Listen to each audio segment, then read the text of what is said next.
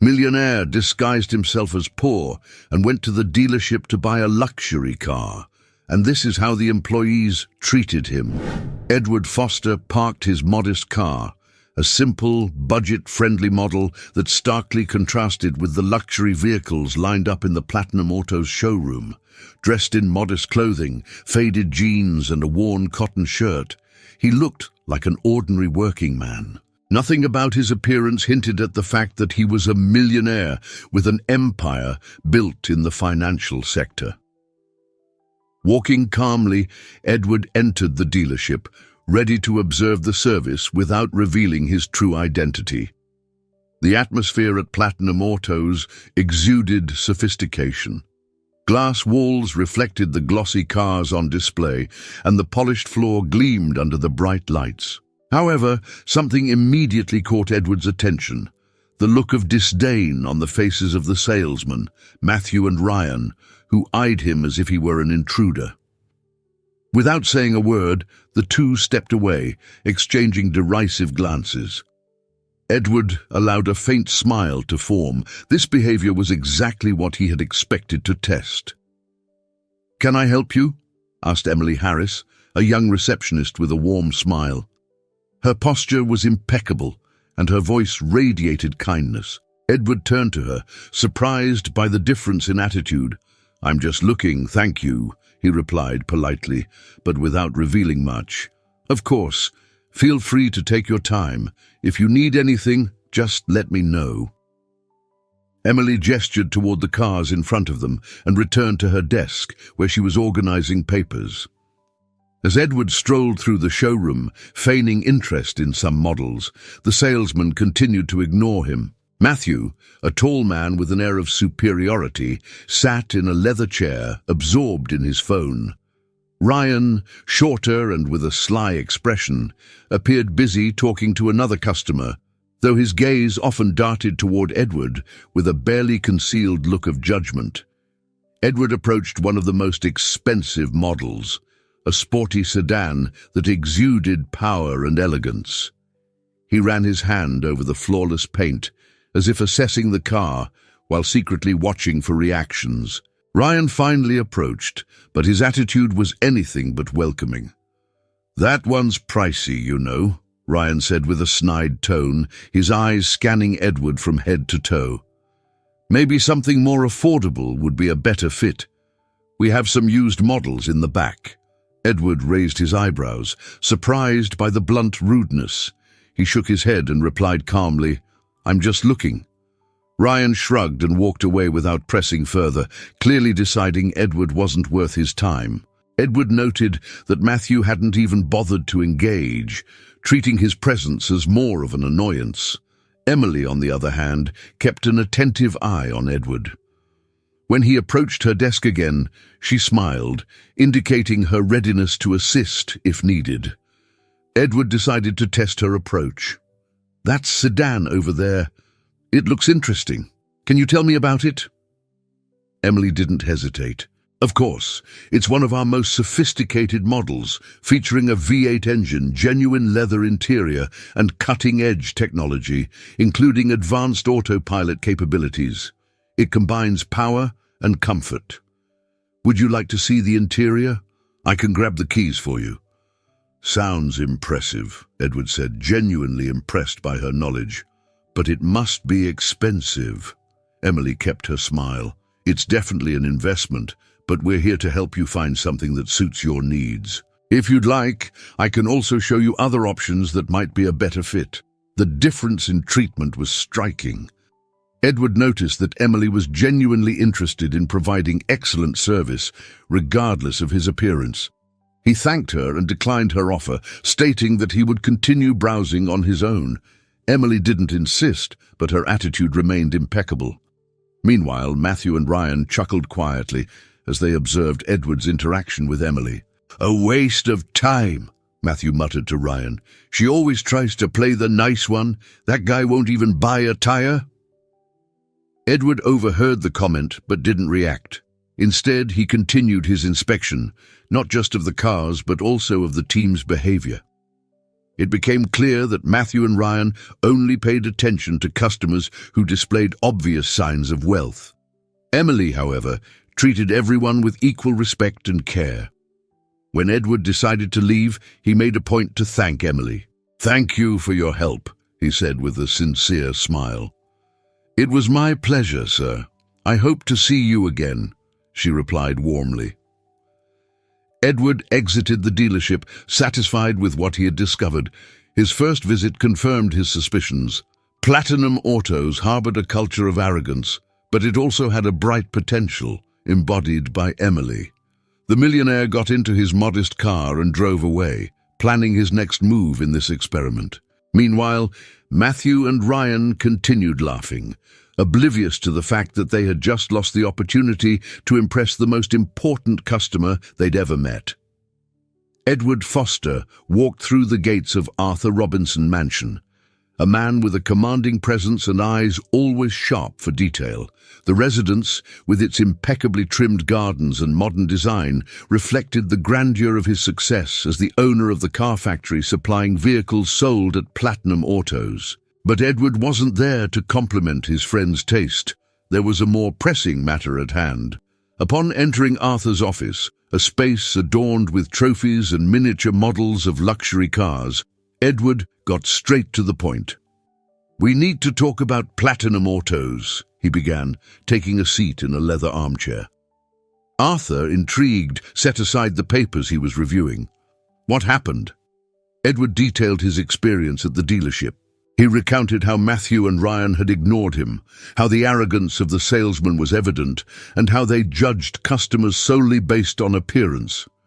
When he mentioned Emily Harris, his eyes lit up with recognition. "But there was one exception, the receptionist. She's impressive, professional, kind and polite. She knows how to treat people." Arthur frowned, visibly upset. "That's unacceptable. They represent not just Platinum Autos, but my brand. If they treat you that way, imagine how they treat other customers." Edward smiled, well aware of his friend's impulsive nature. "That's why I'm telling you. I want to see how we can address this without causing unnecessary disruption. I was thinking of making another visit, but this time with a different approach." Arthur leaned forward, intrigued. "What do you have in mind?" "I'll go back to Platinum, but this time dressed like someone who could afford any car in the showroom. I want to see how their behavior changes when they think they're dealing with a high-value customer." Arthur nodded, a mischievous smile forming on his face. "I like it, do it.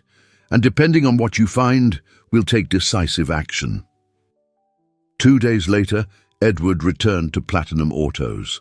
This time, he wore a tailored suit, polished Italian leather shoes, and a luxury watch that gleamed on his wrist. As he parked, he stepped out of a rented luxury car meant for the test, immediately catching the attention of Matthew and Ryan, who exchanged quick glances. "Welcome to Platinum Autos, sir," Matthew exclaimed, walking over with a wide smile and a completely different demeanor from the first visit. "How can we assist you today?" Ryan added, hurrying to stand alongside Matthew as if competing for the opportunity to serve him. Edward maintained a calm, confident expression, analyzing every move and gesture of the salesman. "I'm looking for something powerful and sophisticated, something that combines style and performance." Matthew quickly took the lead, pointing to one of the showroom's most expensive sports cars. "This one is perfect for you. Top performance, impeccable craftsmanship, and of course, a status symbol." Edward listened, but wasn't impressed by the forced change in behavior. He knew their attitude was directed at the suit he wore, not at him as a person. While Matthew and Ryan vied for his attention, Emily, the receptionist, observed from a distance. When she noticed he might need something, she approached discreetly. "Excuse me, gentlemen," she said, politely interrupting the salesman. "May I offer you some water or coffee while you discuss the details?" Edward turned to her with a smile. "Coffee would be great, thank you." Emily disappeared for a few minutes and returned with a meticulously arranged tray. Edward noticed that, despite having more staff around her now, her demeanor remained the same, professional, attentive, and kind. The salesman, realizing they had lost his focus, quickly tried to regain Edward's attention. "If you're interested, we can arrange a test drive right away," Ryan suggested. "Sure," Edward replied, keeping his tone neutral. The test drive was conducted by Matthew, who used the opportunity to praise the car and indirectly his own skills as a salesman.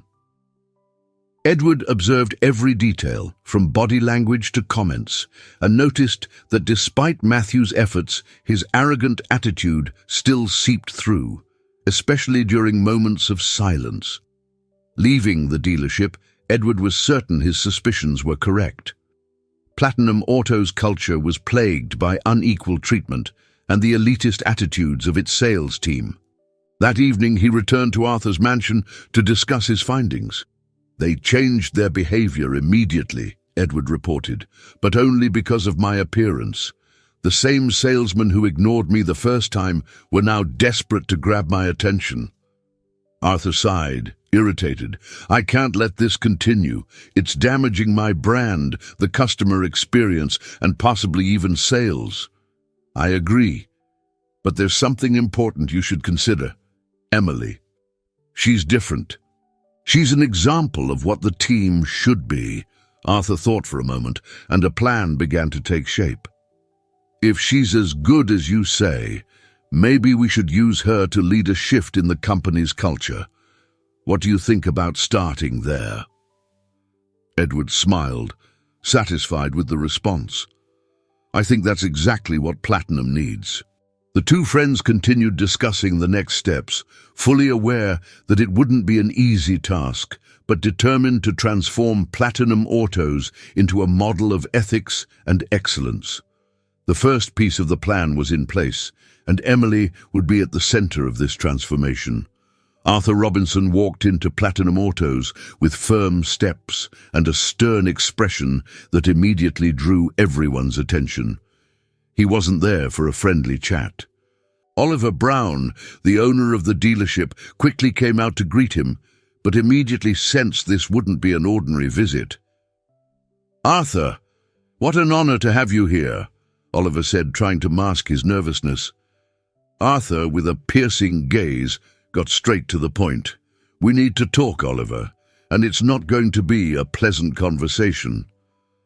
Oliver gestured toward his office, and the two sat across from each other in a luxurious setting that failed to ease the growing tension.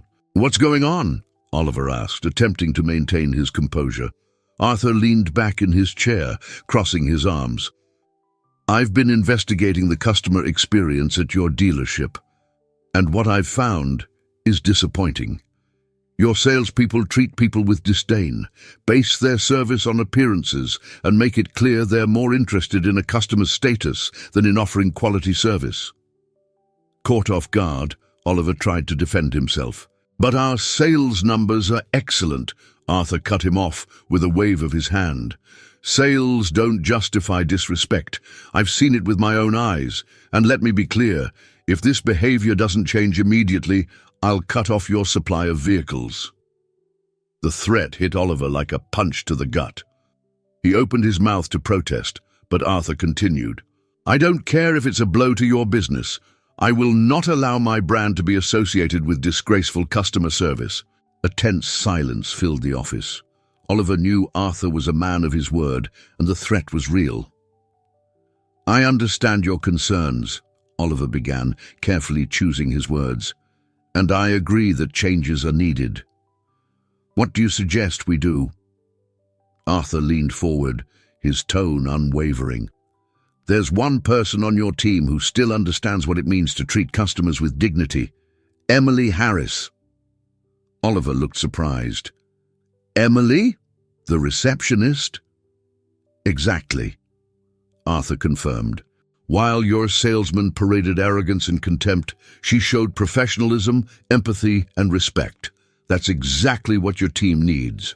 So I'm promoting Emily to Customer Service Supervisor. From now on, she'll lead a training program to transform this dealership's culture." Oliver hesitated, but knew he had no choice. That's a big responsibility for someone who... Arthur interrupted him again.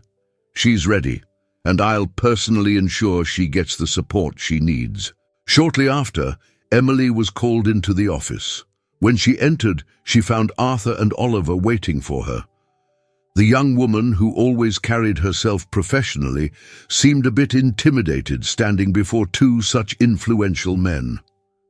"Mr. Robinson," she said with a respectful smile, "it's a pleasure to meet you." "The pleasure is mine, Emily, and let me just say, I'm here because your work hasn't gone unnoticed." Emily frowned slightly, unsure where this was going. "Starting today, you'll be the customer service supervisor at Platinum Autos. I want you to lead a program to train the entire team and change how this dealership treats its customers." Emily's eyes widened in surprise. "Supervisor, Arthur smiled, encouraging her. "Yes, I've seen how you interact with customers. You have what it takes to be an example." She hesitated for a moment, but her determination quickly prevailed. "It's a big responsibility, but I'm willing to take on the challenge." "Excellent," Arthur replied. "You'll have full authority to make the necessary changes." The next day, Arthur called a meeting with the entire dealership staff. The employees were visibly uneasy, especially Matthew and Ryan, who had already noticed the presence of the powerful businessman and were beginning to fear the consequences. Arthur opened the meeting with a direct speech. He explained the urgent need for change, highlighted the unacceptable behavior he had witnessed, and announced Emily's promotion, explaining that she would lead the effort to transform the company's culture. "From now on, respect and excellence will be the guiding principles of this dealership. Emily will be in charge, and all of you will undergo rigorous training." Matthew and Ryan exchanged incredulous looks. Ryan, visibly annoyed, muttered something that didn't escape Arthur's notice. "Is there a problem, Ryan?" No, sir. I just think we're already doing our job well." Arthur narrowed his eyes. "What you're doing well is driving customers away. That ends now. And let me make myself clear. You have two options. Adapt to the new rules, or you're out." The tension in the room was palpable. Emily, despite feeling the weight of her new responsibility, stood firm. She knew that changing the attitudes of people like Matthew and Ryan would be a challenge, but she was determined to make a difference. When the meeting ended, Matthew and Ryan remained seated, clearly displeased. Emily observed them for a moment before approaching. "I know this change will be hard for you," she said in a calm but firm voice, "but I'm here to help. I hope we can work together to make this dealership a better place for everyone." Without waiting for a response, she walked away, leaving the two to reflect on their choices. Meanwhile, Arthur and Edward, who had observed everything from a distance, knew this was just the first step in a long journey. The transformation was only beginning. The days following the implementation of changes at Platinum Autos were tense. The training led by Emily was underway, but it wasn't easy. Resistance was evident, especially from Ryan, whose dissatisfaction was palpable in every meeting and activity. He viewed Emily's promotion as an affront, and the new guidelines as a personal attack on the way he had always worked. Once an arrogant salesman, Ryan was becoming increasingly isolated, harboring a silent rebellion. However, Ryan didn't plan to merely adapt or accept the changes. He had other plans. One evening, sitting in a busy bar, he struck up a conversation with an old acquaintance, a staff member at Prestige Automotive Autos, a direct competitor of Platinum. Ryan's words were filled with resentment. "This company is destroying itself with these foolish ideas about respect and ethics," he complained, filling his beer glass. "They think they can fix everything with useless training, but all they're doing is weakening the brand." Brian, his acquaintance from Prestige Automotive Autos, listened intently. After a few rounds, Ryan took it further. Did you know they're hiding internal problems? There's dirt there no one knows about. Sensing an opportunity, Brian leaned in. Interesting. Tell me more. Ryan smirked maliciously. He didn't need to tell the truth, just create a convincing story. In the days that followed, Ryan became more active in his sabotage. He gathered irrelevant documents that could easily be manipulated and fabricated a false dossier with serious accusations against Platinum Autos. The allegations included supposed contract fraud, price manipulation, and even mistreatment of employees. He then sent the fabricated information to a sensationalist journalist known for publishing bombastic stories without thoroughly checking the facts. The effect was immediate. The next day, headlines screamed in bold letters, "Scandal at Platinum Autos, fraud and mistreatment allegations surface." The news spread like wildfire. Customers began questioning the company. Employees were anxious, and the reception phone didn't stop ringing with inquiries from reporters.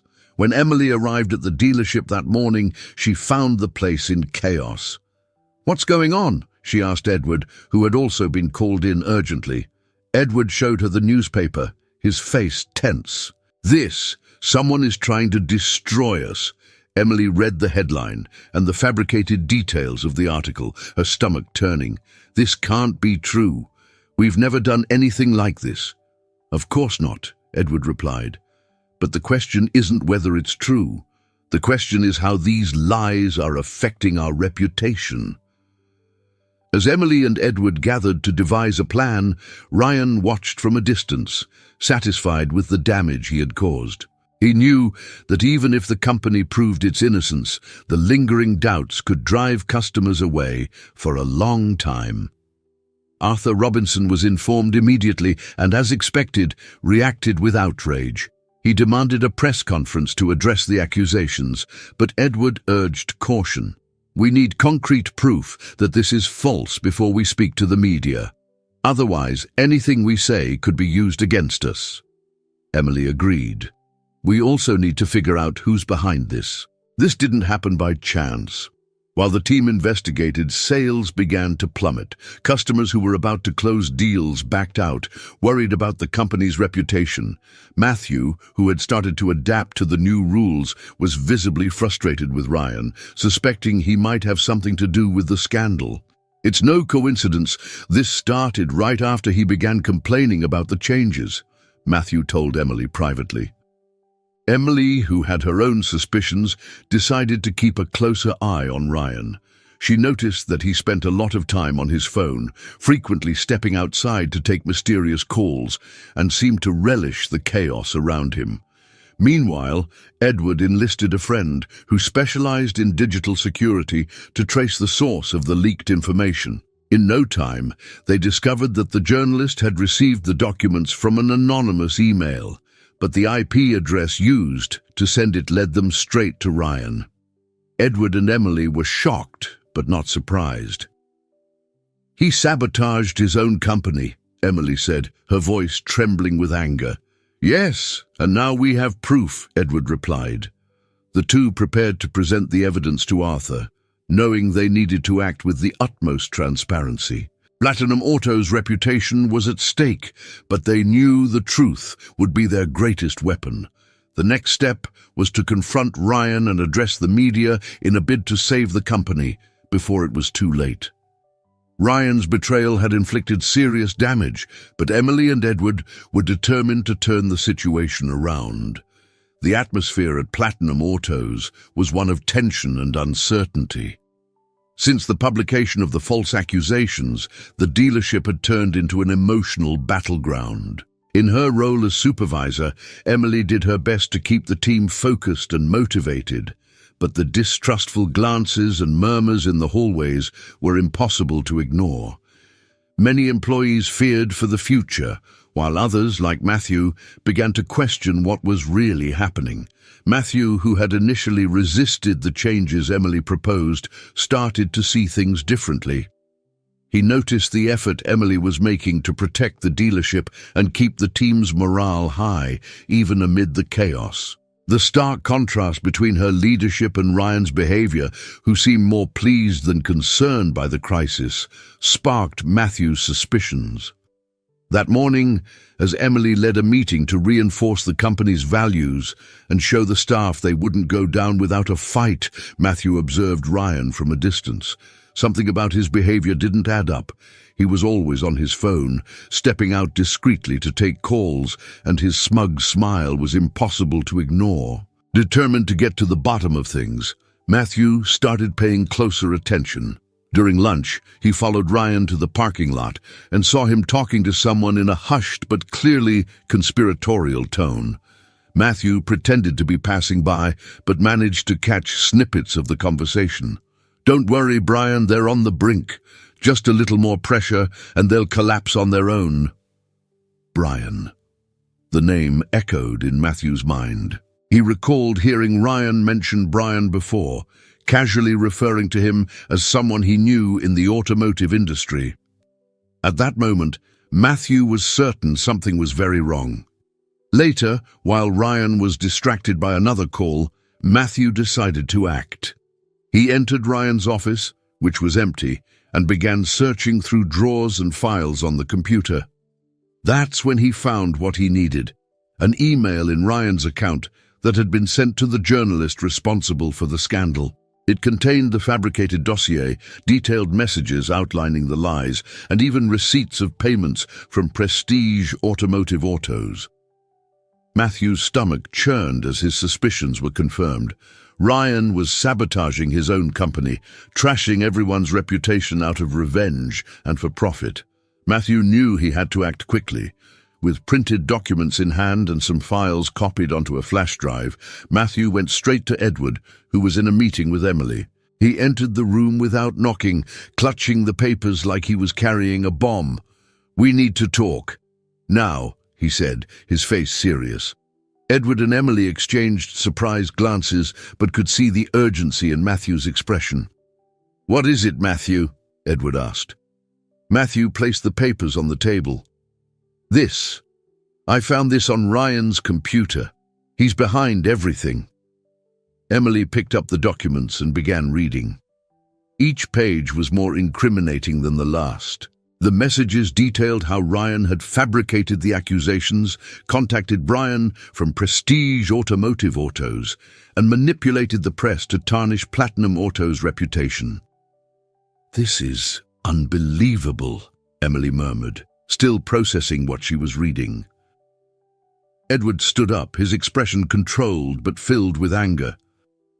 "So Ryan not only sabotaged the company but also conspired with the competition?" Matthew nodded. "Yes, he's doing this out of revenge. He never accepted the changes and is trying to destroy everything you and Emily have worked to build." Emily took a deep breath, trying to collect her thoughts.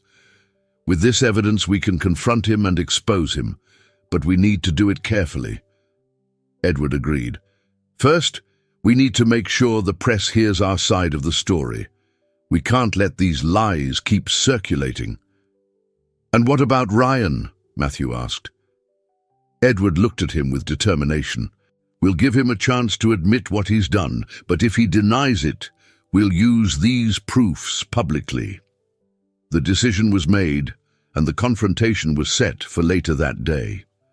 Meanwhile, Edward contacted the legal team and informed Arthur Robinson, who immediately gave the green light to take all necessary actions. By late afternoon, Ryan was called into Edward's office. When he entered, he found Edward, Emily, and Matthew waiting for him, their expressions serious, the air thick with tension. "What's going on?" Ryan asked, trying to sound confident but clearly wary. Edward wasted no time. "We know what you did, Ryan, and we have proof." He laid the documents on the table, letting Ryan see them.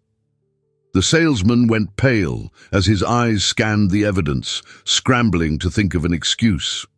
This isn't what it looks like," he began, but Edward cut him off. Don't waste your breath, Ryan.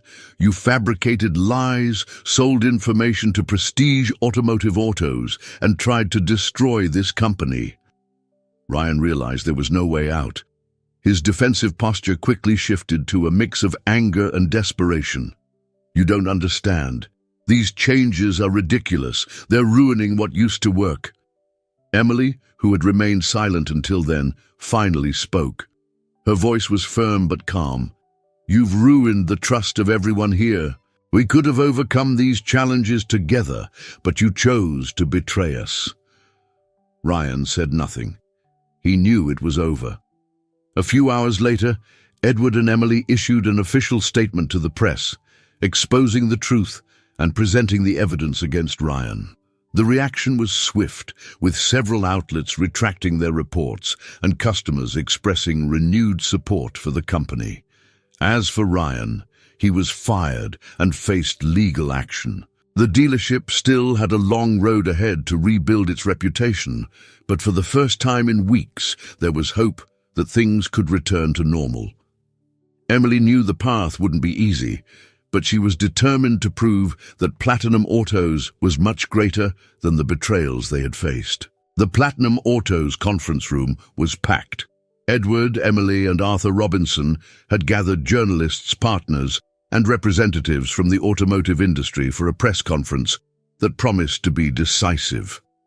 Platinum Autos was in a delicate moment, and the weight of the scandal still hung over the dealership.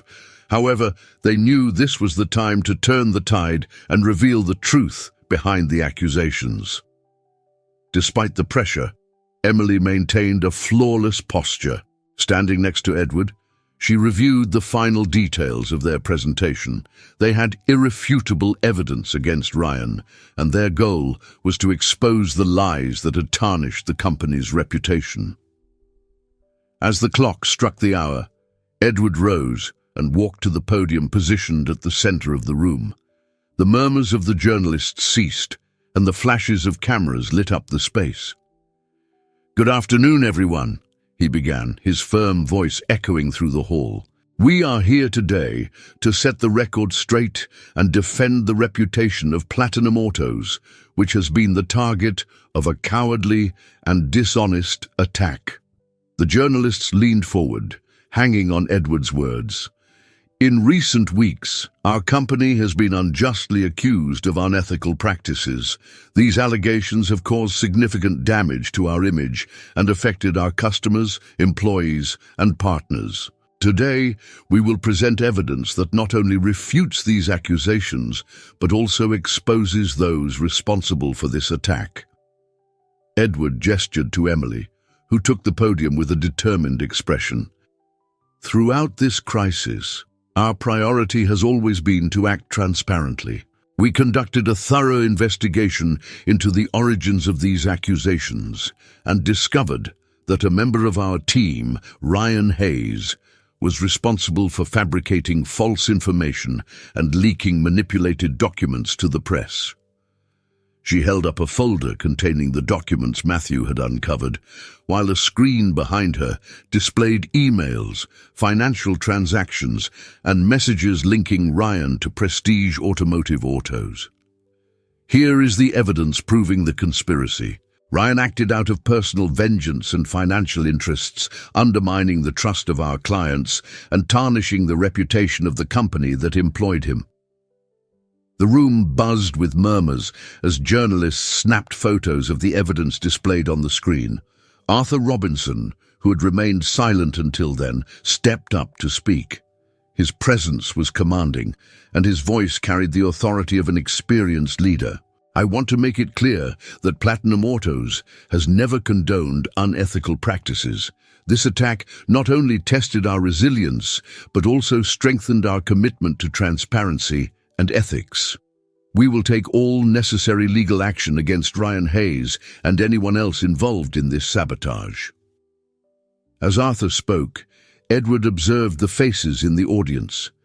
Many journalists appeared convinced, but he knew that rebuilding public trust would be a long process. After the presentation, they opened the floor to questions. One journalist raised her hand and asked Emily, How do you plan to regain customer trust after such a devastating scandal? Emily responded confidently. We are implementing significant changes in the company's culture. Our focus is on reinforcing excellence in service, investing in staff training, and ensuring that every customer is treated with respect and transparency. We know this won't happen overnight, but we are committed to doing whatever it takes to rebuild that trust. Another question was directed to Edward. Are you concerned that the stain of this scandal will persist even after presenting the evidence? Edward nodded, acknowledging the complexity of the situation. We understand that some people may remain skeptical. That's why we will continue to act transparently, ensuring that every future action demonstrates our commitment to our values. That is our greatest promise. When the press conference ended, the response was immediate. Headlines began appearing on major news outlets. Platinum Autos exposes saboteur and reinforces commitment to ethics. And evidence implicates employee in conspiracy against company. Gradually, public opinion began to shift. Longtime customers sent messages of support, and new prospects started visiting the dealership, drawn by the resilient image Platinum Autos was building. However, there was still work to be done. Internally, Emily and Edward worked to restructure the team. Matthew, who had helped expose Ryan, became an example of redemption and started standing out as a reliable ally in driving change. A few days after the press conference, Ryan was arrested, charged with fraud and conspiracy. News of his arrest reinforced Platinum Autos' narrative, showing that the company wasn't just defending itself, but also taking a firm stance against misconduct. The crisis, while devastating, became a turning point. Employees, once divided, were now more united, inspired by Emily's leadership and Edward's determination. The scandal that had almost destroyed Platinum Autos became an opportunity to rebuild the company on even stronger foundations. Emily, sitting in her new office at the end of another exhausting day, looked out over the dealership, watching customers come and go. Edward appeared in the doorway, smiling. "Looks like we're on the right track, don't you think?" Emily smiled back. "Absolutely. There's still a lot to do, but now I know we're capable." Edward nodded confidently. The worst was behind them, and Platinum Autos' future finally looked bright. The days at Platinum Autos were finally returning to normal. The dealership, once the stage of a devastating scandal, was beginning to recover its reputation and sales. At the center of this transformation was Emily Harris. Her leadership and ability to inspire the team had not gone unnoticed, especially by Arthur Robinson, who saw potential in her that extended beyond Platinum Autos. One morning, Arthur invited Emily to a meeting at his corporate headquarters. She arrived promptly, dressed in an impeccable blazer and carrying her usual air of professionalism. However, the grandeur of the Foster Industries headquarters, with its hallways adorned with trophies and iconic images from the automotive sector, was undeniably impressive. As she entered Arthur's spacious office, he greeted her with a warm smile and gestured for her to sit. "Emily, first I want to congratulate you on the exceptional work you've done at Platinum Autos," he began. "You not only helped the company overcome a monumental crisis, but also created a model of customer service that can serve as an example for our entire network." Emily thanked him, surprised by the direct praise. "Thank you, Mr. Robinson. But it wouldn't have been possible without the support of the whole team, especially Edward and the others who believed in the changes." Arthur nodded, pleased with her humility. "That's exactly why I'm here to make you an offer," he said, leaning forward slightly. "I want you to become the Director of Corporate Culture and Customer Service for Foster Industries." Emily's eyes widened, unable to believe what she'd just heard. Director?" "That's right," Arthur confirmed. I want you to lead the expansion of the training program you developed at Platinum Autos to all our dealerships nationwide. We need to ensure that the standard of customer service is elevated and consistent across all locations." Emily hesitated for a moment. It was an immense opportunity, but also a daunting challenge. "Mr. Robinson, this is a huge responsibility." "And you're ready for it," Arthur interrupted confidently. "What you achieved at Platinum is proof enough of your capability." With a shy but determined smile, Emily responded, "I accept. I'll do my best to rise to the challenge." The following months were intense for Emily. She visited numerous dealerships, meeting teams, evaluating local challenges, and implementing the training program. However, not everyone was ready to embrace the changes. At some dealerships, she faced resistance from managers who believed their practices were already sufficient. Others criticized the training, calling it unnecessary or a top-down imposition. During a visit to a location in the countryside, an older manager with decades of experience was particularly hostile. "We don't need someone from outside to tell us how to do our jobs," he said, crossing his arms. "We've been here for years and know how to treat our customers." Emily remained calm, though the man's tone was grating. "I understand your concern," she replied, "but I'm not here to impose changes. I'm here to work with you, to find ways to improve together. What worked in the past may not be enough for today's challenges."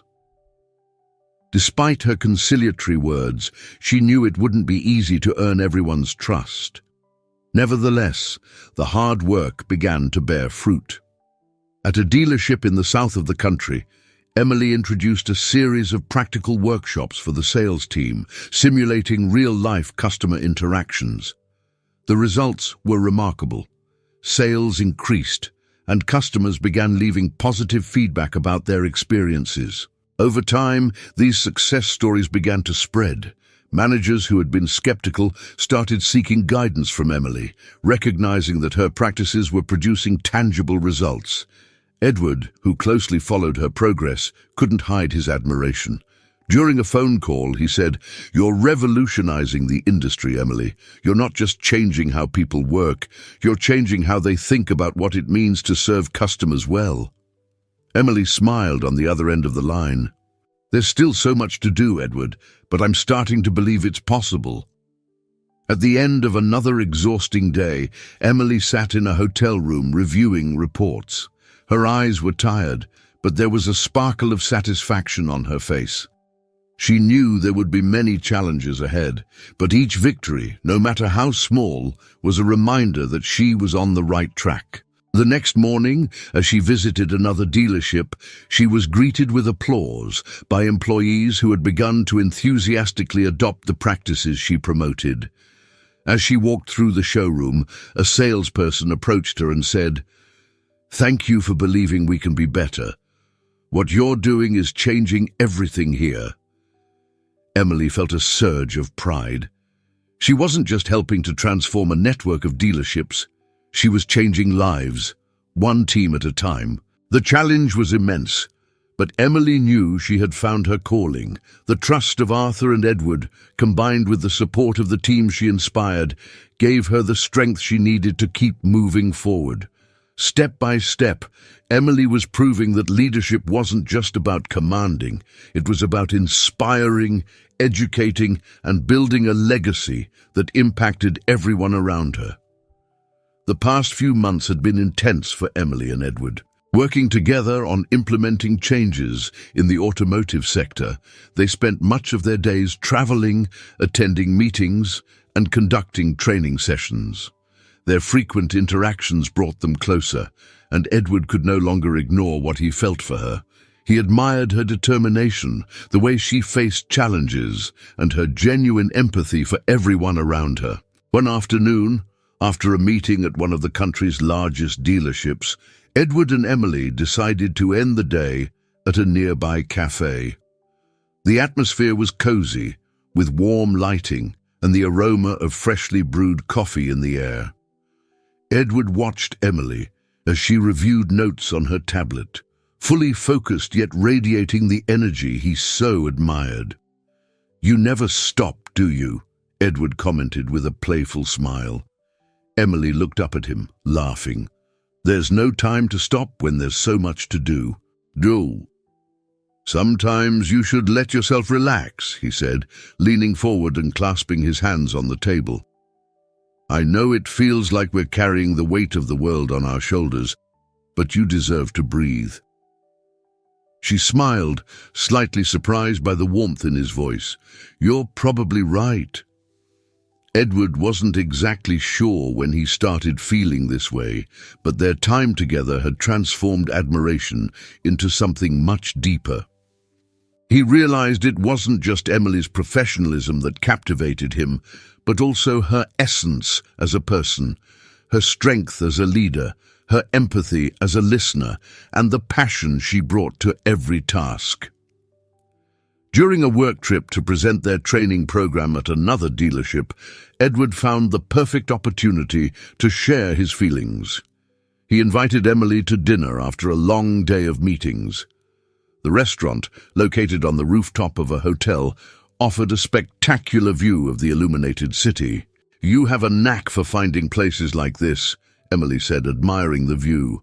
"I thought we deserved something special after such a long day," Edward replied, trying to appear more relaxed than he felt. As dinner progressed, Edward was noticeably quieter than usual, Emily noticed. "Is something wrong?" she asked, leaning slightly toward him. He took a deep breath, trying to gather his thoughts. "Actually, no. Yes. There's something I've been meaning to tell you for a while." Emily frowned slightly, concerned, but stayed silent, encouraging him to continue. "Emily, from the moment I started working with you, I knew you were special.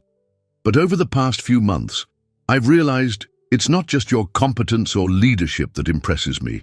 I admire the person you are, strong, generous, and full of integrity." Edward paused for a moment, gauging her reaction. "I'm in love with you." Emily was silent, processing his words. Her eyes met his, and she saw the sincerity on his face. After a moment, a soft smile appeared. "I wasn't expecting this," she began, her voice calm. "But I think I've been trying to ignore something I've felt for a while too. You're an incredible person, Edward. Working with you has been a privilege, but being with you has been even more special." Relief washed over Edward, and the two smiled, sharing a moment that seemed suspended in time. In the months that followed, their relationship blossomed. Even with their busy schedules, they found time to be together, whether in quick lunches during trips or late-night conversations about the future.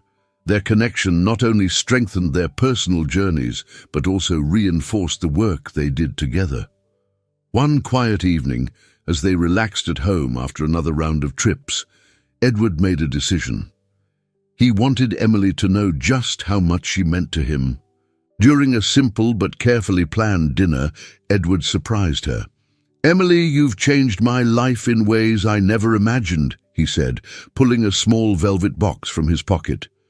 Before she could react, he continued, "I want to spend every day of my life by your side, not just sharing work and challenges, but also joy, dreams, and everything else that comes our way." Emily was momentarily stunned, but her smile quickly revealed her answer. "Yes, Edward, I want that just as much as you do." They laughed and embraced, filled with emotion. The proposal was simple, but for them, it represented the strength of a relationship built through challenges and grounded in mutual respect and admiration. At that moment, they both knew that no matter what the future held, together they could overcome anything. The love that had blossomed between them was more than just a romance. It was a life partnership marked by trust and a shared purpose to transform the world around them. Platinum Autos, once just another luxury car dealership in the automotive market, was now seen as a model of ethical transformation and excellence in customer service. The scandal that had nearly destroyed the company became the catalyst for profound changes, led by Emily Harris, Edward Foster, and Arthur Robinson. The results of the initiatives implemented by Emily began spreading rapidly. It wasn't just about boosting sales or greeting customers more courteously. The training program she developed was rooted in values of empathy, transparency, and respect. Employees weren't just trained to sell cars, they were coached to create meaningful experiences for customers, ensuring everyone who walked through the dealership doors was treated with dignity, regardless of their appearance or financial situation. Recognizing the positive impact, Arthur called a meeting with Edward and Emily at his corporate headquarters. "I think it's time to take this to the next level," Arthur began, as the three sat in a conference room. "Platinum Autos shouldn't just be a dealership. It should become a training hub, a model for our entire network, and perhaps for the entire automotive industry." Edward agreed immediately. "It makes sense. What happened here isn't just a story of overcoming challenges.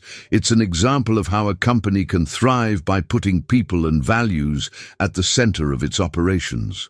Emily, though excited by the idea, considered the challenges. "This will require dedication, investment, and a committed team. But if we do it right, we can truly create something that inspires other companies to change." Arthur smiled.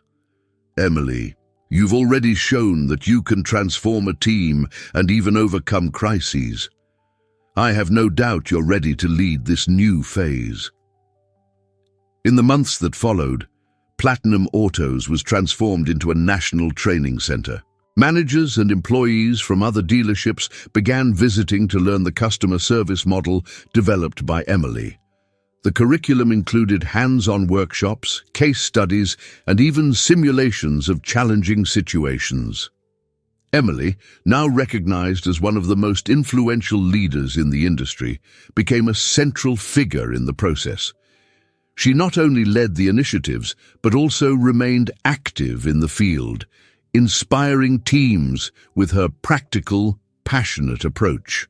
Meanwhile, Edward used his expertise as a businessman to ensure the program's sustainability. He managed logistics, investments, and partnerships, working closely with Emily to turn the vision into reality. The impact was immediate. Other dealerships in the network began adopting the same values and practices with impressive results: increased customer satisfaction, higher loyalty rates, and a growing reputation for integrity and excellence. More importantly, companies in other industries began taking notice of what Platinum Autos was doing, seeking to implement similar changes. In an interview with a prominent business publication, Emily and Edward were asked what motivated them to continue driving this revolution in the industry. "For us, it's not just about selling cars," Emily explained. "It's about transforming the buying experience into something human and meaningful." Edward added, "Our goal is to show that ethics and financial results aren't incompatible. In fact, we believe they're two sides of the same coin." The official inauguration ceremony of the Platinum Training Center was a landmark event. It was attended by business leaders, journalists, employees, and even customers who had witnessed the dealership's transformation. During his opening speech, Arthur Robinson didn't hold back his praise. "What you see here today is the result of the tireless work of people like Emily and Edward. They've shown that with courage, determination, and strong values, it's possible not only to overcome crises, but also to create a positive impact that extends beyond the walls of a company." When Emily took the stage to speak, the applause was deafening. "This isn't just a milestone for Platinum Autos," she said, her voice filled with emotion. "It's a reminder that change starts with small actions. If we can inspire other companies to adopt more human and ethical practices, then we will have achieved our true goal." Edward, watching her with admiration from the audience, knew he was standing beside someone truly extraordinary. To him, Emily was more than just his partner in business. She was a living symbol of the power of great transformations. Platinum Auto's story became a reference in the automotive sector. In a short time, more dealerships across the country began adopting the methods of the training center, and the positive impact spread rapidly. Customers sought out the stores not just for the cars, but for the standout customer experience that set them apart from the competition. At the heart of it all, Emily and Edward continued to work together, balancing their professional responsibilities with their personal lives. Their marriage, celebrated in an intimate ceremony, was a reflection of the solid partnership they had built. The legacy they created wasn't just about transforming a dealership or a network of companies. It was about inspiring an entire industry to be better. And by doing so, they proved that with respect, empathy, and determination, any challenge could be overcome, and any dream could become reality. During one of the training center's events, as Emily looked at Edward with a packed auditorium of people eager to learn and grow, she whispered, "We're just getting started." Edward smiled, taking her hand. And the future has never looked brighter. Together, they didn't just transform Platinum Autos, they transformed the automotive industry into an example of how ethics, leadership, and passion can change the world. I hope you enjoyed today's story. If you did, subscribe to the channel so you don't miss more stories like this. Leave a like and comment below what you thought about the story. See you in the next video.